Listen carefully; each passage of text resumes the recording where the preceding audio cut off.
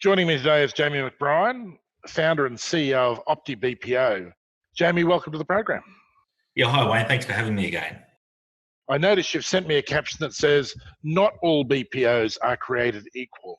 Now, BPOs are business process outsourcing, and we're talking about outsourcing into the Philippines particularly. Why do you say not all BPOs are created equally? Yeah, Wayne, unfortunately, anyone can call themselves a BPO. All you need to get started is an office, an internet connection, and a desk. And the mistake, though, is to think that that is BPO. And the problem is, though, that when we look at organizations that are trying to do more, that are looking to manage risk and get things right, that's not the correct solution. All BPOs aren't created equal. They're all in different locations. They've got different technical infrastructure. They've got different ability to attract and retain staff. There's a number of factors that make a high-performing BPO versus someone who's just set up shop on the corner. Unfortunately, there's a low barrier to entry, but that also means that there's quality is extremely highly variable between them. And comparing one with the other just based on price or on another factor is just not the way to go about it. Now, I've got a little list of factors that affect BPOs here, and I'd like to go through them. The whole list is about location and recruitment and retention and infrastructure, but I'd like to take you through them one after the other. Now, the Philippines has got more than 7,000 islands, and the great big ones start with Davao in the very south up to Luzon in the north. When you say location, are you talking about which city or island you're on, or are there other factors as well? The big BPO locations, as we've talked about previously, Wayne, are Manila and Clark, and to a lesser extent Cebu, but it's still a location. But within those cities, just saying, well, the best option is Clark, which it is for a lot of teams and functions. I think there's more to the thinking about that. Clark's a fairly large expanse and a large area, and there's a range of different locations within there. Same is true in Manila. There's a range of different locations. There's a range of different building qualities. There's a range of different locales compared to transport hubs. These are all things that impact on the sort of staff that will be applying for roles with your organization. If you're, I guess everyone is looking for the best BPO in the Philippines, is location a characteristic that has a big impact on that?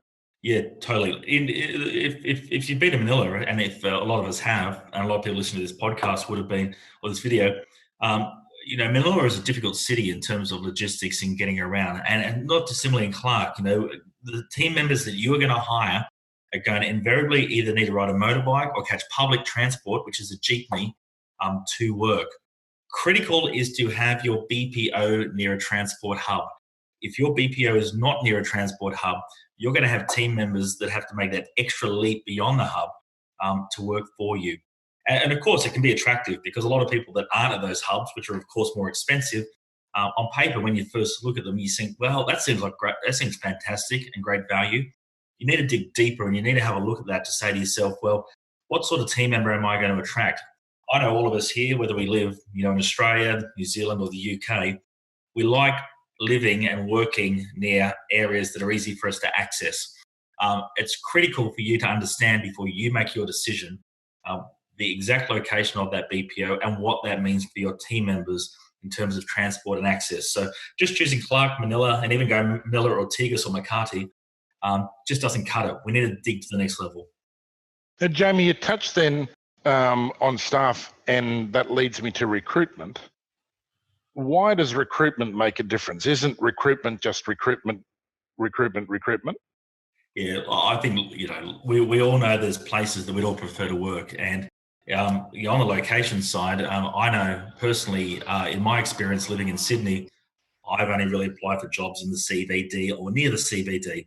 I don't really care if there's a fantastic job in the outer suburbs. It's not where I live. It's not where I want to work. It's not where I want to be. So on the recruitment front too, getting that right. Again, just as anyone can set up a BPO, anyone can put a job ad up on monster.com in the Philippines or a job board and start screening applicants. That doesn't mean that you're going to get good applicants. That means you're going to get applicants. It's important, the right organizations and the right BPOs that have the right momentum and size, and this is where size is critical, have a natural attraction for team members. Team members want to work there.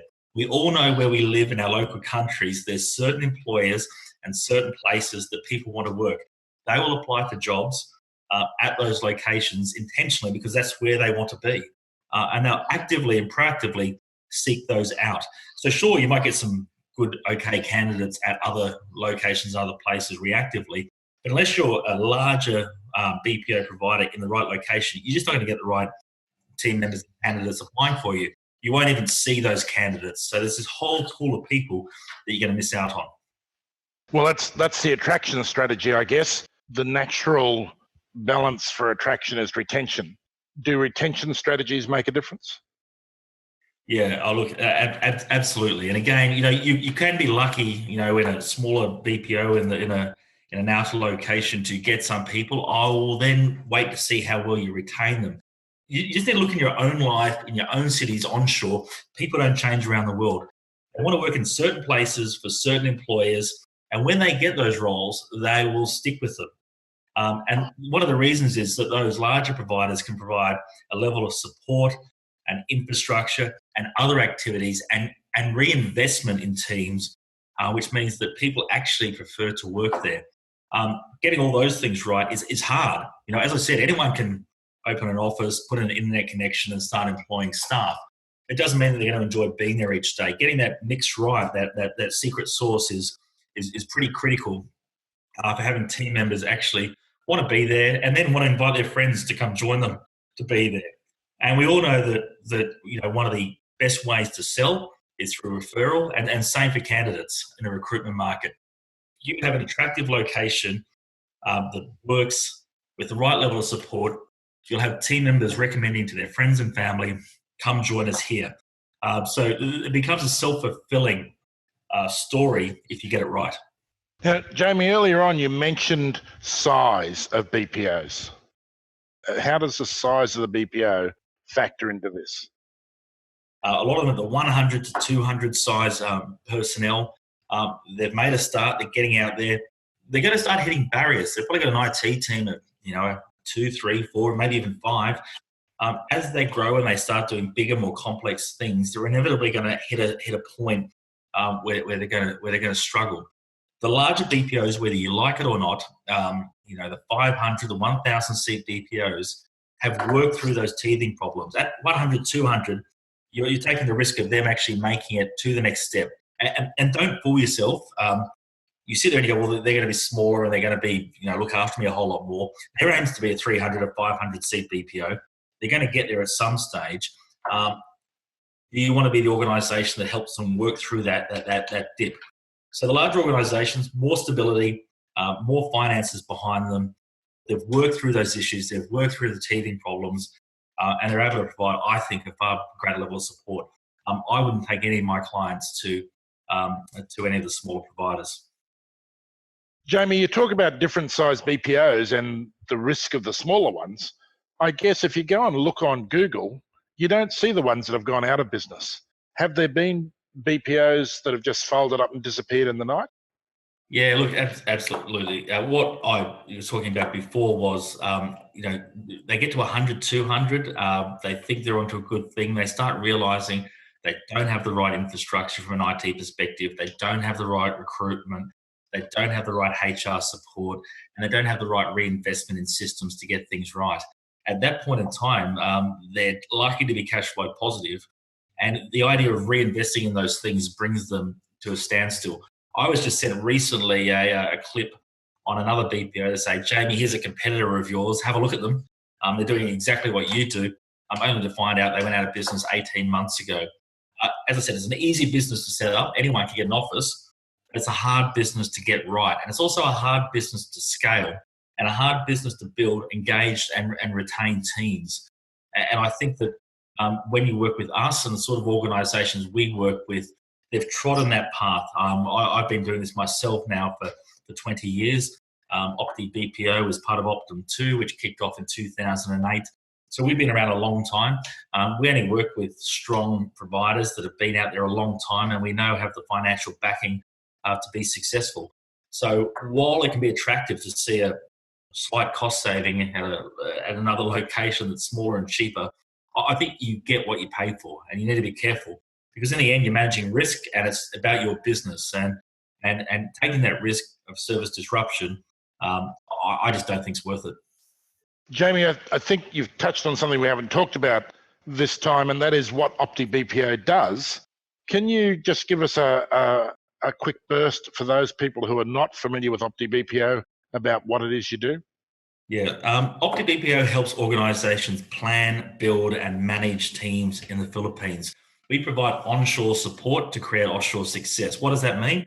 That means that we spend time with you. We have offices in Sydney and London. We'll spend time with you in each of those locations to help you build the plan, get you confident about what it is that you're doing, to understand any enablers and prerequisites. And that's often about getting processes right, getting other collateral in place, getting systems ready, and then actually helping manage the transition into the BPO providers. And then from there, managing the team on an ongoing basis. The idea is that in the end, do you really want to be managing a BPO in the Philippines and ringing up the Philippines each day to talk through issues? We manage those issues on behalf of our clients. We deliver BPO as a managed service, which means that clients can get on with running their businesses, and they can also feel as though those risks are managed in working with someone like us that's done it many times. And as I said, in this business since 2008 and previously before that, for my whole career, and similarly for the other directors of the business. And Jamie, is there a scope of activity that you outsource and a scope of activity that you don't outsource?